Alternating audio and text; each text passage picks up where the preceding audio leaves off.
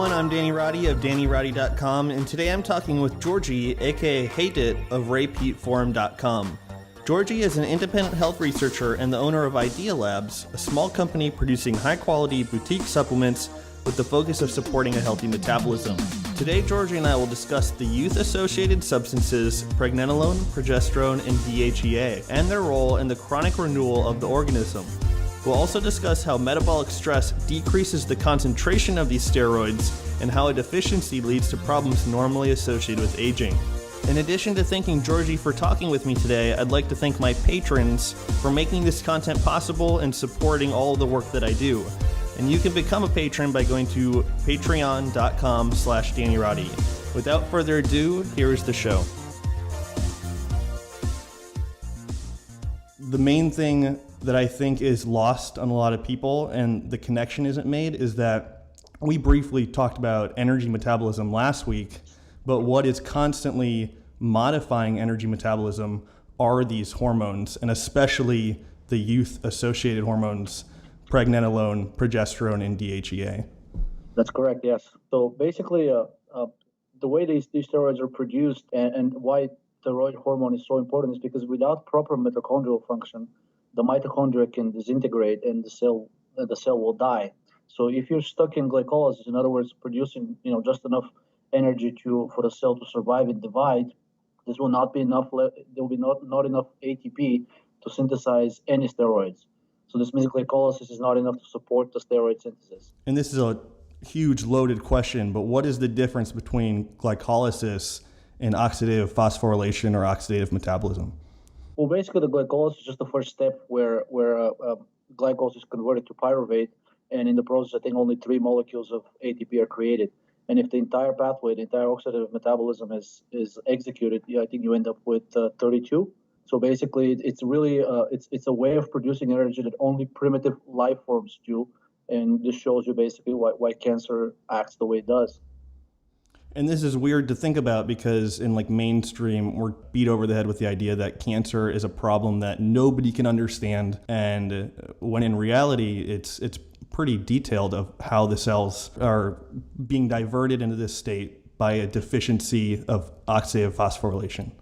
Yeah, and even Otto Warburg, who got the Nobel Prize for pretty much for his discoveries in relates to cancer, he said that anything that inhibits oxidative metabolism chronically will cause cancer. So in his mind, there was no doubt about that.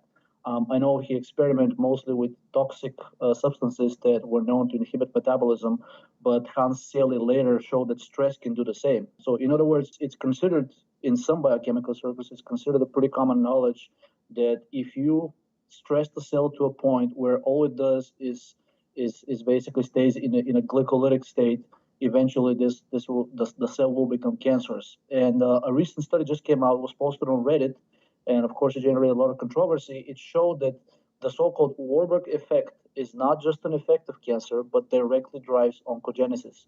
In other words, it was directly carcinogenic as well. How the cell is going to produce energy is influenced by these hormones, the so-called youth-associated hormones, Pregnenolone, Progesterone, and DHEA.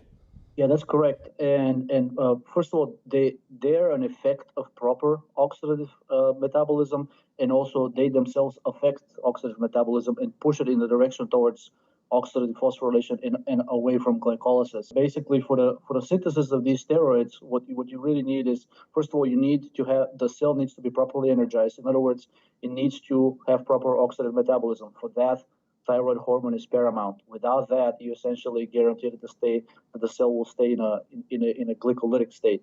In addition, so ATP is basically is a cofactor for, you can say that it's a cofactor for the synthesis of steroids.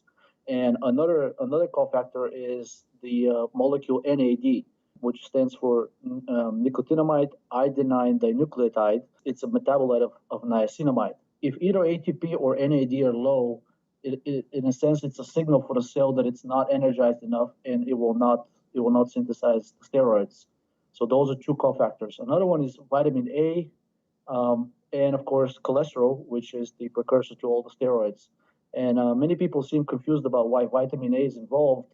And I've talked to Pete about it, and I've checked some studies on PubMed, but The bottom line is it has been shown that without sufficient levels, two of the main enzymes that are in the steroid pathways, the enzyme called 3-beta hydroxysteroid dehydrogenase, which converts pregnenolone into progesterone, and also DHEA into androstenedione, and also the enzyme 17-alpha hydroxylase, which converts pregnenolone into DHEA. So without sufficient levels of vitamin A, these two enzymes will not function properly. So you'll basically be stuck at the cholesterol step.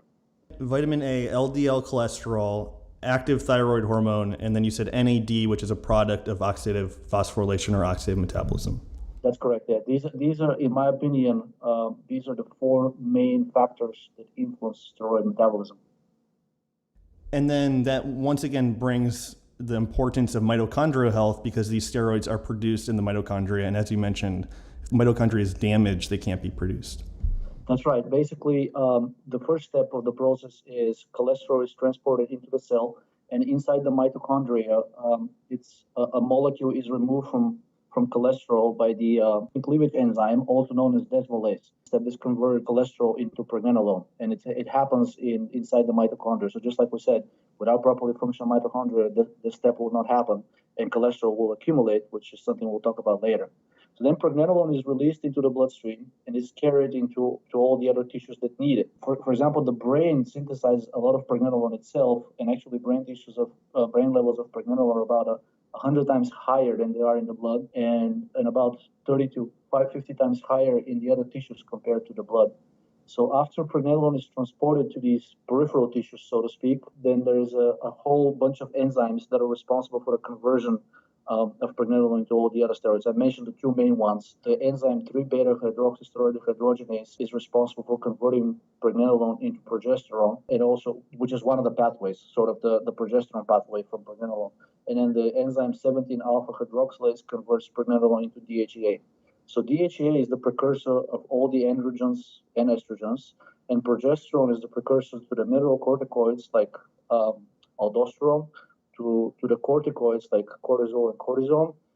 And actually, progesterone can actually also be a precursor to the androgens as well, which most people are surprised when they hear about it, but it actually can serve as a precursor to testosterone and even dihydrotestosterone, even though public opinion is that progesterone is actually an inhibitor of the androgens, but it can serve as a precursor for them as well. After cholesterol is metabolized into pregnenolone goes into the two main pathways. One of them is DHEA, the other one is progesterone, and then the peripheral tissues synthesize whatever endpoint hormones they need. And it's commonly said that pregnenolone is like a precursor hormone, and then it's produced into whatever it's needed, as you said. Yeah, that's correct. However, as Ray said, and as mainstream medicine has realized recently, pregnenolone has activities of its own. For a long time, it was considered inactive. And by a long time, I mean in the period between the 1960s and I would say early 2000s, mainstream medicine sort of lost interest in pregnenolone because it was considered as an inactive precursor steroid, almost like cholesterol. It didn't really have any activity on its own. But if you look at older studies, like between 1910 and 1940, you will see that pregnenolone was successfully used for the treatment of a variety of inflammatory conditions such as rheumatoid arthritis, psoriasis, which is an autoimmune condition, and even multiple sclerosis, which at the time wasn't known as such. It was called a chronic demyelinating neurodegenerative condition. So there was a lot of interest in pregnenolone originally in the early 20th century, and then sort of interest waned as more powerful steroids were discovered, derivatives of pregnenolone, such as dexamethasone, which is a synthetic corticoid, hydrocortisone, which is still currently used in clinical practice. In other words, modern medicine decided that more powerful steroids are better than pregnenolone, and sort of lost interest in it. But this has been revived in the last 10 years.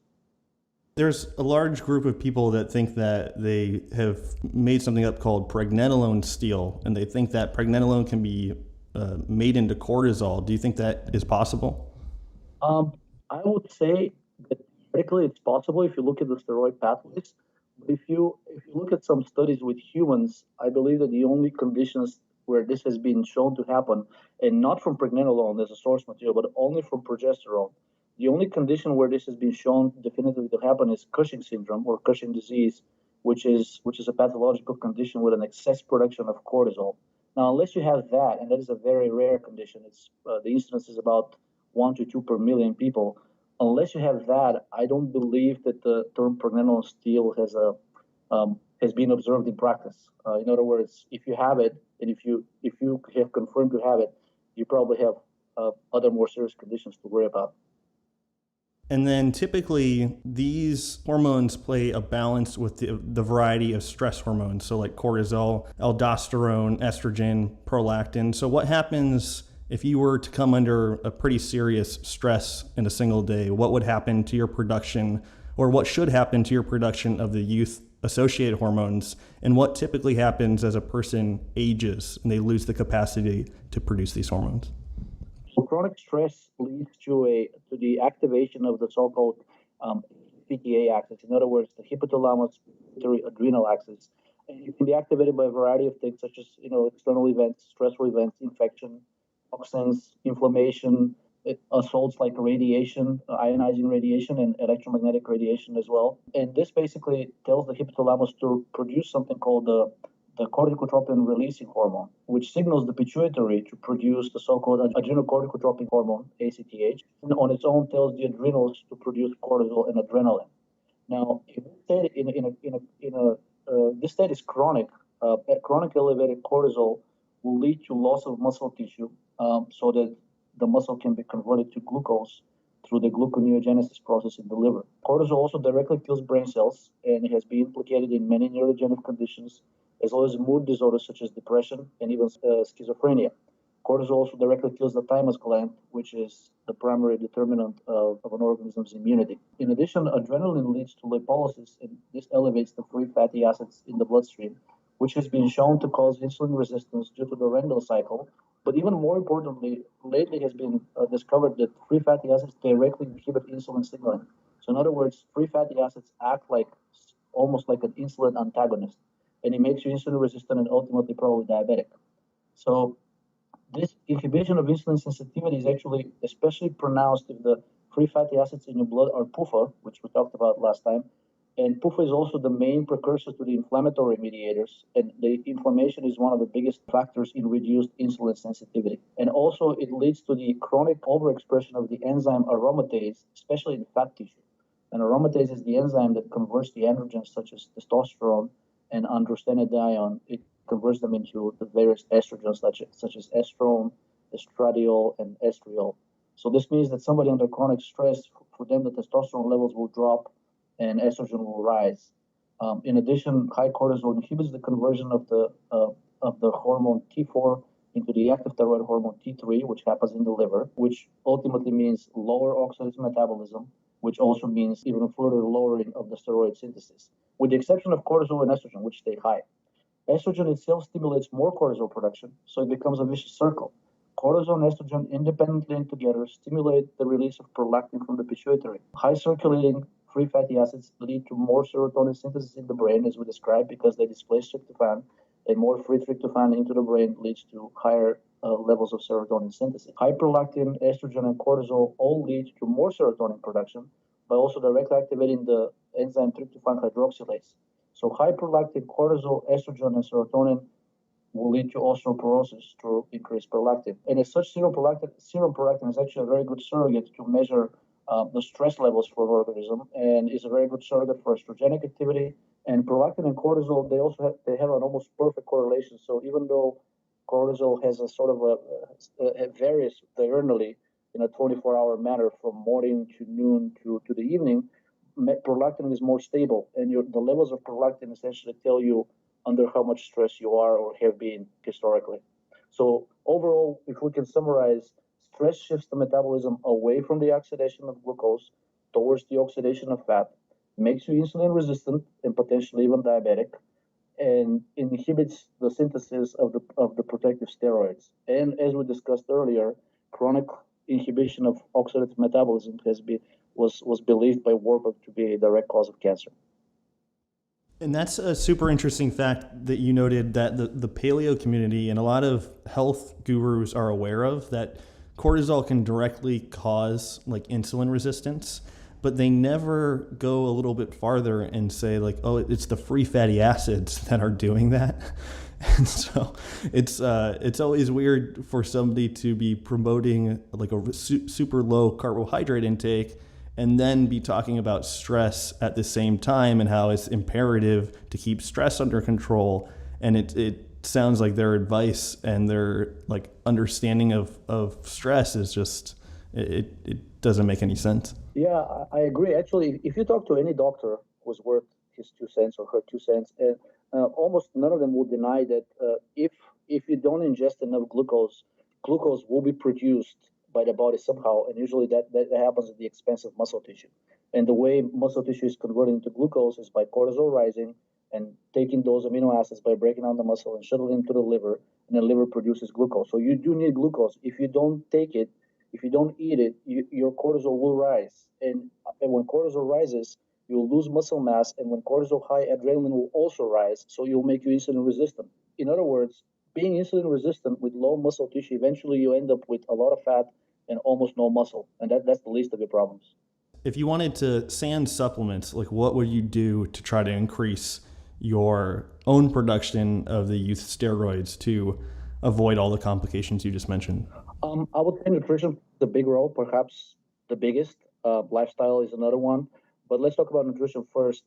Saturated fat and cholesterol are very important because for a number of reasons. First, cholesterol is the raw material for all the steroids.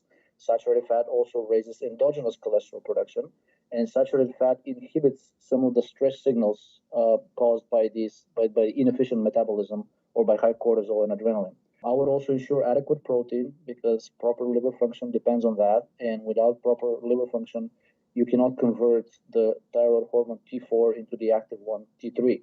In addition, you should be ingesting plenty of carbohydrates, preferably sugar, because sugar is needed for the synthesis of the thyroid hormone.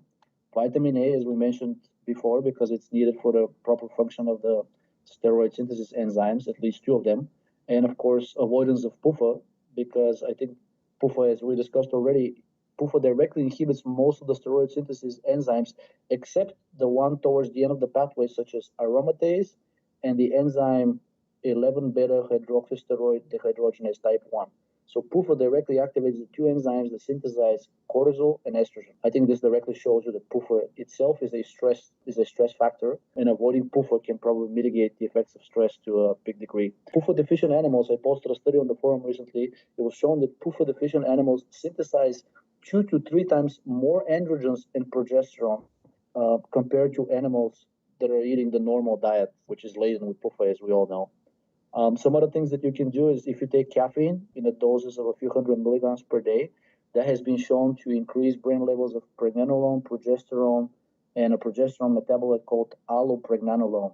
Allopregnanolone is recently getting a lot of attention by the medical industry because it has been shown to be correlated. Low levels of allopregnanolone have been shown to be correlated with post-traumatic stress disorder, depression, especially the suicidal type of depression, as well as several neurodegenerative diseases, specifically dementias like the Alzheimer's disease. Also, it was shown that in adult humans, the biggest factor for declining DHEA levels, and they do decline with age, is in fact insulin resistance. The higher insulin, the lower your levels of DHEA will be, independent of any other factors. So this suggests the restoration of insulin sensitivity will restore the levels of DHEA to their youthful levels, which means you need to maintain insulin sensitivity through the oxidation of glucose versus the oxidation of fat. And there are some supplements that can help you ensure that, such as biotin, niacinamide, which is vitamin B3, thiamine, which is vitamin B1, of course, thyroid hormone. Aspirin is another one. Caffeine is actually a great stimulator of oxidative metabolism. Methylene blue is another supplement which has recently become very, very popular due to it. Very, very popular. Yeah, due to its effects on brain oxidative metabolism, which was shown to basically reverse Alzheimer's, regardless of how advanced it was. So these are some of the things you can do to ensure that that endogenous production of the steroids stays normal. Another thing you can do is be exposed to bright light, specifically the red light portion of the spectrum. It has been shown that the modern city lights all over the world, not just the Western world, are actually very heavy in the blue spectrum. And blue light inhibits oxidative metabolism and raises serotonin. Red light leads to increased levels of cytochrome C and also displaces nitric oxide, which has the annoying property to bind with cytochrome C and as such inhibit stage 4 of the oxidative metabolism. So if you expose yourself to red light, you will displace nitric oxide from your mitochondria, and you will allow your cells to perform oxidative metabolism more easily. Ultraviolet light, which is a type of blue light, is directly carcinogenic because it causes the PUFA in your tissues to react with iron.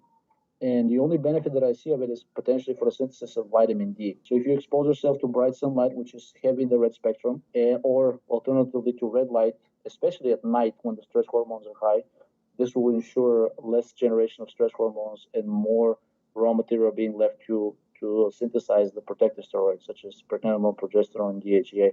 When should these hormones be employed to supplement? And then what are some possible expectations somebody should expect when supplementing with pregnenolone, progesterone, or DHEA?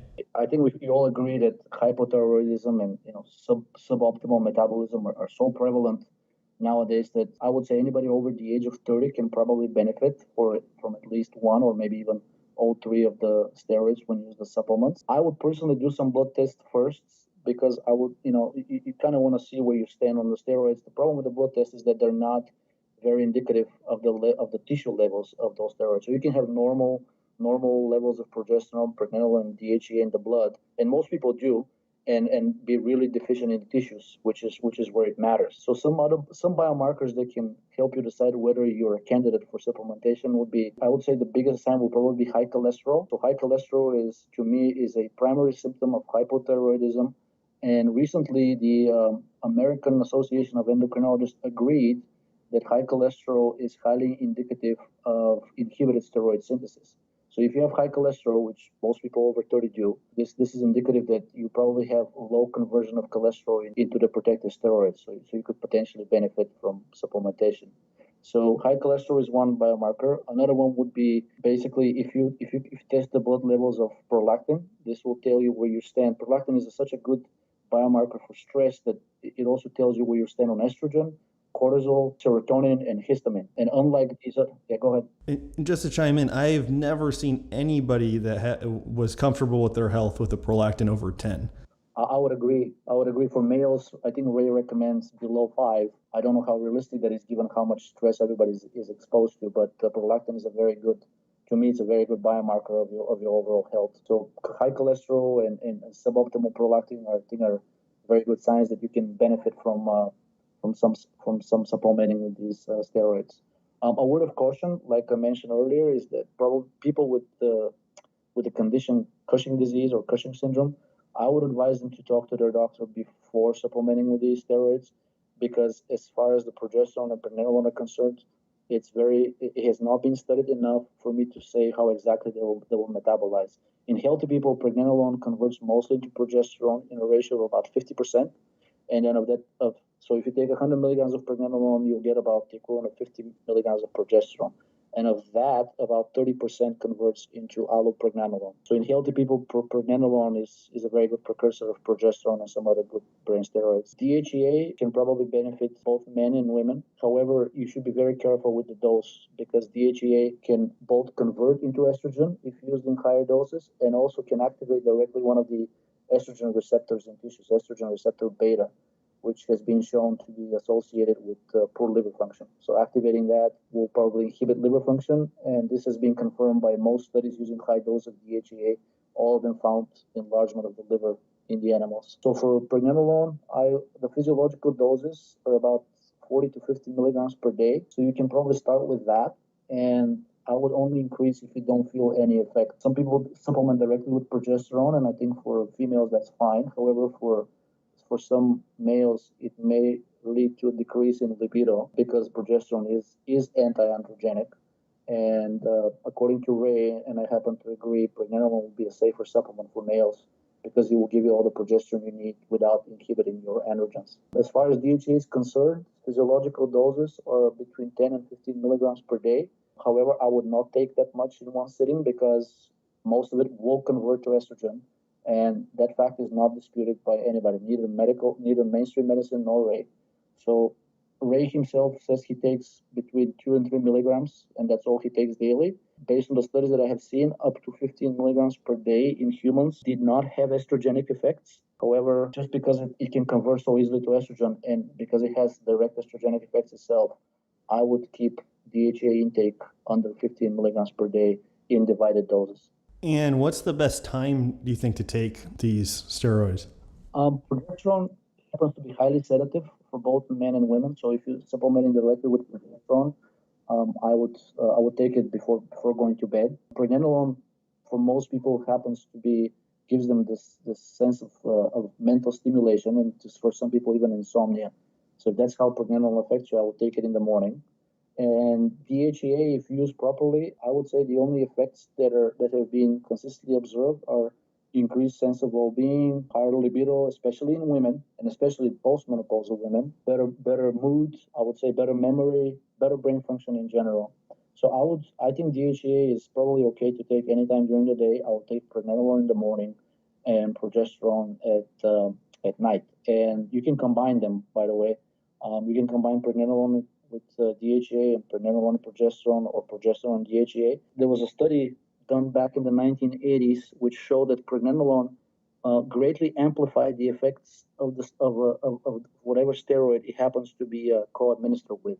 So if you take some pregnenolone with DHEA, you likely will be getting the effects of a much larger dose of DHEA without potential side effects.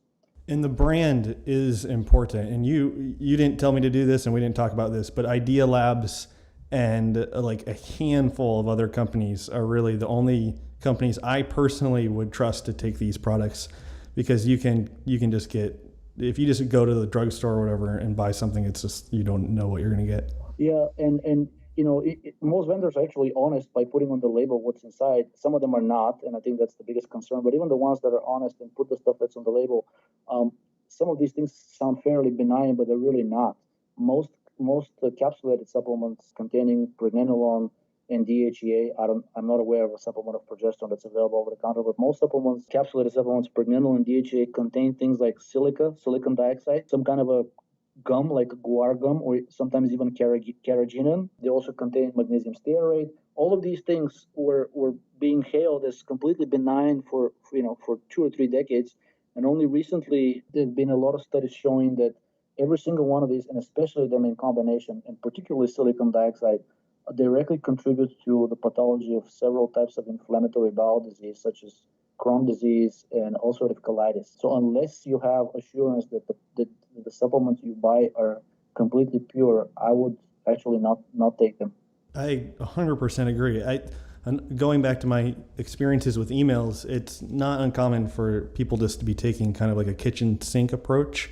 I always am thinking that might be contributing to the person's problems. Yeah, I think Ray said, and I've seen that in many people, including family members, that he has solved more people's problems by telling them to stay away from supplements than by advocating specific nutrition or even abundance of food. So sometimes it can be that simple. Maybe you're just taking a supplement that irritates you and causes an allergic reaction. And one last point that I wanted to touch upon is that most people probably don't realize, because it's such a normal part of life. Eating lifestyle is actually very important for the proper synthesis of these steroids. It has been shown that the synthesis of these steroids depends mainly on the levels of serotonin in the brain. So when brain serotonin is low, the blood levels of testosterone, progesterone, and DHEA begin to rise. And serotonin rises very quickly in stress situations, but it also rises in lifestyle that favors routine as opposed to creative exploration. So in other words, people engaged in routine lifestyle will tend to have high serotonin. Unfortunately, for most people in the Western world, their day-to-day activities basically guarantee high serotonin and thus basically low steroid synthesis. In addition, high serotonin promotes cortisol and estrogen, and it contributes to the chronic state of stress as well. Excessive routine, I would say, has been studied as a form of learned helplessness, in other words, depression, because it inactivates the internal guidance system of the organism. And sometimes breaking the routine can lower serotonin and restore proper steroid synthesis. Excessive verbal activity, which is so common nowadays, is actually a form of routine and is typically a sign of high estrogen and serotonin. So, in other words, choosing creative activities that do not involve verbalization may sometimes be routine breaking and lower serotonin.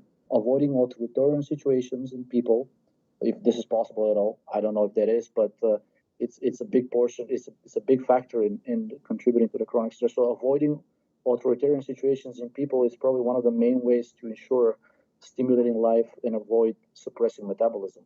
So creative activities have been shown to have dopaminergic effect, and dopamine itself directly lowers serotonin and prolactin, and it has a dramatic effect on steroid production and libido. Dopaminergic drugs like LSD and its derivatives have been used by many artists, musicians, writers, actors, etc., due to dopamine's highly stimulating effect on creativity. In addition, and this is not by accident, dopaminergic drugs are often used in states of hypogonadism, which is low levels of steroid synthesis, because they have been shown to lower serotonin, cortisol, estrogen, and prolactin, and thus increase the levels of testosterone, progesterone, DHEA, and DHT. In other words, routine is equal to means high serotonin, which means low metabolism, which means stress, which means low steroids, except for the stress hormones, estrogen, and cortisol. Creativity and freedom, specifically freedom from authoritarianism and freedom to do what your creative personality is driving you to do. So creativity and freedom would mean high dopamine, which means low serotonin, which means high metabolism, and ultimately high levels of the protective steroids and low levels of the stress hormones. To piggyback on that, I was living in a house in San Francisco about 6 months ago, and I lived there for over a year, and one of my roommates got a girlfriend, and she was just at the house all the time. And over time, it created like an insanely stressful situation. And I was trying to change my diet. I was trying to try different supplements, and just nothing could quell the stress, that the tension in the house that had been created. And my ultimate idea was to move. And unfortunately, one of my friends close by had a spot for me to live in, but it was a huge eye-opener that, there could be things in your life that are just kind of out of your control. And like you said, freedom and kind of escaping the situation, it might be the best thing to do for a lot of people. Yeah, I think most people don't realize how much the environment that they live in and the people that they interact with and basically the activities that they perform, how big of an effect it has on their metabolism and their health. I know the popular explanation that it all comes down to genes, but the fact that all of these chronic diseases, specifically cancer, has been increasing in the last 50 years, it tells you that unless some kind of a lethal, obnoxious gene swept through the population in just 50 years, the answer is probably lies in the environment and the lifestyle that you live. And these situations where you basically have a stressful situation that you cannot escape, most people don't know this, but this is a very well-established model of depression in all animal studies. So chronic restraint, inescapable stress lead to the so-called state of learned helplessness, and animals basically give up the fight. In a normal situation, they would normally get over with, and it would not affect them in any way. It can actually kill them depending on how high serotonin is. So situations like that, if you cannot escape, I would say the only thing that can save you is probably some kind of a powerful anti-serotonin drug, but not many people have access to that, and most doctors refuse to prescribe it. One of my favorite stories, Ray, I think has told at least once or twice, is that when a rat is immobilized, it will quickly develop ulcers, but if it's given something to chew on, like a wooden block, it can not develop the ulcers. And he was suggesting that was because the rat could do something about its situation. And that ties in with the whole idea of learned helplessness and people not feeling like they can escape a bad, stressful situation. Yeah, and official psychiatric practice has recognized this for the last, I would say, at least 50 years. One of the reasons why they advocate people go and see a therapist and talk about their issues is because in situations where you cannot escape stress, talking about it is analogous to the rat biting onto something to relieve some of that inescapable stress. In other words, bottling it up and not venting. In other words, it can put you in a really bad depressive state. And there have been studies done in the former Soviet Union back in the 1960s, where critically ill patients, and some of them terminally ill, when they saw a fellow patient improve, and the best case was when they actually saw the fellow patient get cured, so to speak, some of them managed to overcome their disease, even though it was considered incurable. So it shows you how big of a role serotonin plays in overall metabolism and your overall health. Basically, with high serotonin, you really cannot act and live optimally. And you mentioned this before, but pregnenolone, progesterone, and DHEA, these are all serotonin antagonists. That's correct. Pregnenolone and progesterone, they're both aromatase inhibitors, so they would lower estrogen. Progesterone itself is actually an estrogen receptor antagonist, and in high doses has been shown to actually disintegrate the so-called estrogen receptor in the cell. Recently, progesterone was shown to stop in its tracks terminal breast cancer, which was considered estrogen receptor negative. So, medicine has this idea that, breast cancer, certain types of breast cancer are estrogen driven and others are not. Well, if progesterone helped in this specific case, it shows you that estrogen is still a big role, and there's no such thing as a estrogen negative breast cancer. So basically, pregnenolone and progesterone both inhibit aromatase, and progesterone also inhibits the enzyme tryptophan hydroxylase, which means it will lower the synthesis of serotonin. DHEA does the same. It inhibits the enzyme tryptophan hydroxylase, but in low doses only. In high doses, it has been shown to actually enhance the activity of the enzyme, probably due to its conversion to estrogen. So when properly used, these steroids can ensure that you have low levels of the stress hormones, cortisol, estrogen, and low levels of serotonin. Awesome. Thank you so much, Georgi. Where can we find more of your work on the internet this week? Most of my activities happen on the RAPID forum. I post a lot of studies there, including all of the talking points that we discussed today.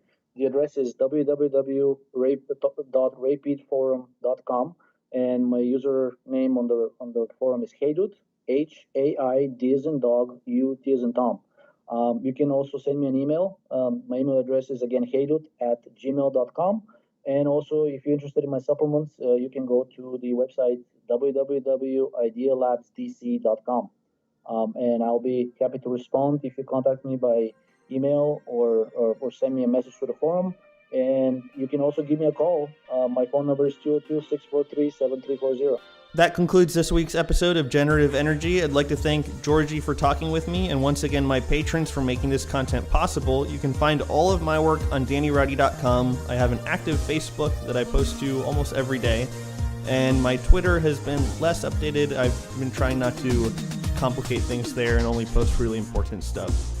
So leave any comments or criticisms, constructive criticisms of the show if you have them.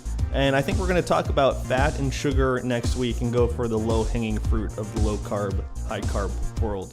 So you have that to look forward to, and thanks for listening, and I'll talk to you guys soon.